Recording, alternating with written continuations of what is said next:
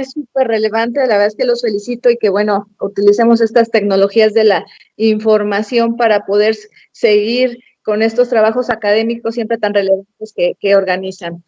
Sin duda, hablar de la división de poderes en México responde a una organización que se ha ido edificando de manera sistemática, sea jurídica y política a lo largo de los años y que de manera sistemática se ha venido afectando por los cambios de gobierno de sexenio tras sexenio. También junto con la división de poderes se debe garantizar la existencia de derechos fundamentales y de derechos humanos, los cuales son los bastiones más importantes tanto en la estructura constitucional de los estados modernos como del Estado democrático que sustenta dicha estructura. En ese sentido, se podría entender a la división de poderes como un mecanismo por el cual existe equilibrio y armonía de las fuerzas políticas del Estado, basado justamente en pesos y contrapesos que buscan que no exista abuso por parte de las personas que detentan el poder. La configuración de este sistema responde específicamente a tres poderes esenciales, como bien lo saben: el ejecutivo, autónomo, electo popularmente y con la calidad de jefe del Estado, investido de las facultades propias de la organización gubernamental; el poder legislativo, el cual también es elegido de forma popular y radicado en el Congreso de la Unión, encargado de llevar a grado de normas y de leyes las voces del pueblo. Y por último, el Poder Judicial, quien es el encargado de resolver los conflictos jurídicos que existen con motivo de la aplicación de las normas, además de ser el encargado de mantener el orden constitucional, pues tienen el deber de procurar que las actuaciones de los otros dos poderes sigan los lineamientos, principios que marca la Carta Magna. Ahora bien, quiero referirme en este caso respecto a la elección y transición pacífica del poder, específicamente a la estructura electoral, ya que de las autoridades son las encargadas de asegurar la vida democrática, que la vida democrática se fortalezca, así como de dotar de legitimación a los resultados electorales. Específicamente me voy a enfocar a las autoridades electorales, es decir, en los soples y en los tribunales electorales de cada entidad.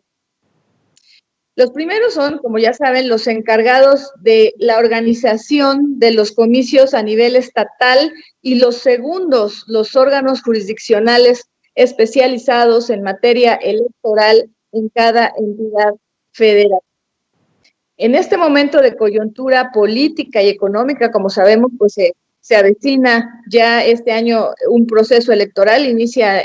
a nivel federal en septiembre y a nivel local a partir de septiembre y hasta enero del próximo año, pero tenemos una coyuntura también económica por la pandemia, que sin duda va a marcar un antes y un después en la historia como la conocemos, en donde se avecina un proceso electoral fundamental en la vida democrática, y en medio de esta pandemia es necesario que los órganos de impartición de justicia y de organización de las elecciones cuenten con el presupuesto suficiente para poder realizar las acciones que constitucionalmente les corresponden. Cabe puntualizar que la importancia de que dichas autoridades autónomas cuenten con el presupuesto necesario radica en que con ello deben satisfacer los objetivos para las que están destinadas, es decir, para cumplir con las funciones y fines en materia electoral que les son encomendadas, a fin de garantizar el cumplimiento de los principios rectores de la materia encomendados por la ley fundamental. Además, déjenme decirles que la Constitución prevé que las autoridades estatales que tienen a su cargo la organización de las elecciones gozan de autonomía en su funcionamiento e independencia en sus decisiones. Ahora, lo preocupante es que los problemas en temas presupuestales en órganos electorales son recurrentes. Por ejemplo, en el estado de Veracruz fue el primer órgano estatal en presentar juicios electorales ante la Sala Superior del Tribunal Electoral del Poder Judicial de la Federación para impugnar la omisión de la entrega de recursos financieros por parte de la Secretaría de Finanzas y Planeación del Estado, la cual se consideró fundada y se ordenó a la autoridad responsable realizar el pago de las cantidades que les correspondían en el OPLE en el ejercicio fiscal 2016, así como la reducción presupuestal en 2017. Cabe señalar que las elecciones, por el nivel de desconfianza que existe en la ciudadanía, son caras, existen demasiadas medidas de seguridad que hacen que el costo se eleve. No obstante lo anterior, el pasado mes de marzo en Veracruz ya se anunció la propuesta de modificar el Código Electoral y la Constitución local a fin de disminuir gastos en el siguiente proceso electoral, en donde se elegirán a 212 municipios y 50 diputaciones locales, logrando con esta reforma un ahorro superior, por lo que mencionan, a 500 millones de pesos y con ello contar con mejor atención de emergencias por el coronavirus. Ahora bien, esto entra en el debate público, cuestiona las decisiones sobre los presupuestos, haciendo énfasis en que nos encontramos enfrentando una situación sanitaria sin duda, que sin duda dejará estragos económicos. Sin embargo, debemos considerar que debido a dicha emergencia sanitaria, más que ahorrar, se deben implementar medidas extraordinarias con el objetivo de mitigar la interacción de persona a persona. Pues como bien lo ha señalado la Fundación Internacional para Sistemas Electorales, se debe privilegiar la coordinación entre los organismos gubernamentales electorales, las autoridades sanitarias e instituciones relevantes para llevar a cabo una evaluación conjunta de riesgos de salud pública, tomando en cuenta las actividades preelectorales, las del día de la jornada electoral y las posteriores. Lo anterior para que las autoridades electorales locales puedan ejercer sus labores encaminadas a fortalecer la democracia en México y dotar de certeza los resultados del próximo proceso electoral. Por otra parte, es claro que se han ido generando propuestas para disminuir el gasto público en materia electoral, generando criterios de austeridad, como es el caso de la propuesta de desaparecer los OPLES, así como la reforma a diversas disposiciones, en este caso también sigo con el Estado de Veracruz, ratificadas ya ayer hasta por 111 cabildos pertenecientes a esta entidad. En dicha reforma se plantea, entre otras modificaciones, la reducción del 50% de prerrogativas destinadas a los partidos políticos, así como la instalación durante los procesos electorales locales de un consejo en cada uno de los distritos uninominales locales, esto es, a lo largo de la circunscripción electoral, los cuales tendrán como atribución realizar los cómputos de las elecciones de gobernatura y ayuntamientos. Esto es la propuesta principal y que, bueno, ya está prácticamente aprobada por la mayoría de los ayuntamientos, es que ahora ya no se instalen en los 212 municipios consejos municipales como se había hecho, sino solo los 3 distritos y solo cuando haya necesidad se instale un consejo municipal especial, digámoslo así. Ahora, esto, digo, ya está así, pero eso tampoco demuestra que vaya a ser algún ahorro, puesto que entre más trabajo, más cómputos tendrían que hacer más trabajo y por tanto se tendrá que contratar a más personal. Quizá el ahorro sí esté en el tema de casas, rentas, sin embargo, también se tiene que apostar por mayor capacitación, entonces tampoco está, pues, digamos, comprobado que pueda haber algún tipo de ahorro. Si bien existen 3 estados en los cuales ha funcionado ya esta no instalación de consejos municipales, lo cierto es que, pues bueno, son estados más pequeños en donde no existe todos los 200, la cantidad de municipios que tenemos en el estado de Veracruz, ni la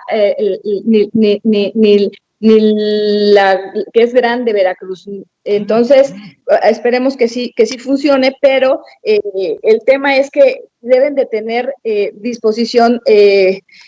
presupuestal, suficiencia presupuestal, porque si no es posible que vaya a sacrificarse la democracia. En el tema de los órganos jurisdiccionales, tampoco es distinto. También siempre han tenido problemas presupuestales, sobre todo en este caso porque sabemos que son órganos autónomos que los elige a los magistrados y pues los elige el Senado, pero les paga el Estado, y finalmente siempre han tenido problemas presupuestarios. De primero, cuánto les aprueban de presupuesto. En segundo lugar, que las administraciones no llegan normalmente. Tenemos varios estados, como el caso de Colima, que fue el más dramático, en el cual pues obviamente no tenían la suficiencia presupuestal siquiera para funcionar como tribunal, y le ordenaron al gobernador que ampliara ese presupuesto. Pero todos estos temas han tenido que llegar a la jurisdicción, porque si no, no hay forma de que se les pague. Respecto a este tema, resalto el informe de la Comisión Interamericana de Derechos Humanos titulado Garantía para la Independencia de las y los Operadores de Justicia hacia el fortalecimiento del acceso a la justicia y Estado de Derecho en las Américas, 2013, en donde se apoya la propuesta de que la legislación incluso establezca un porcentaje fijo, para el presupuesto de los órganos jurisdiccionales, de tal manera que estos no se vean mermados en ninguna circunstancia ajena a sus necesidades. Sin embargo, esto no ha sido, pues obviamente, todavía en algunos estados existe este problema. Es por lo anterior que considero que el costo político y social debe privilegiarse al costo económico para garantizar una democracia plena, lo cual implica otorgar ciencia presupuestal a las autoridades electorales locales, tanto administrativas como jurisdiccionales, pues son las que coadyuvan a la transición pacífica y la paz social. Es decir, estamos conscientes que viene una crisis muy compleja. Hoy estaba escuchando justamente en las noticias que este mes ha sido en el que ha tenido más, ya se refleja el golpe económico en tasas, etcétera. Sin embargo, creo que no se debe de sacrificar a la democracia, porque es la que permite tener una estabilidad en la nación. Entonces, me parece que debe de haber un equilibrio, y si bien es cierto, se tiene que aplicar el recurso público que se le da a las autoridades electorales de forma eficiente, y sí debe de respetar el principio de autoridad, se tiene que tener un equilibrio, porque si no es suficiente puede afectar el funcionamiento básico de las autoridades electorales, y esto podría afectar el resultado, la certeza y la legitimación, sobre todo de las personas que llegan a detentar el cargo o el poder. Sería cuanto de mi parte. Estoy a sus órdenes. Muchísimas gracias.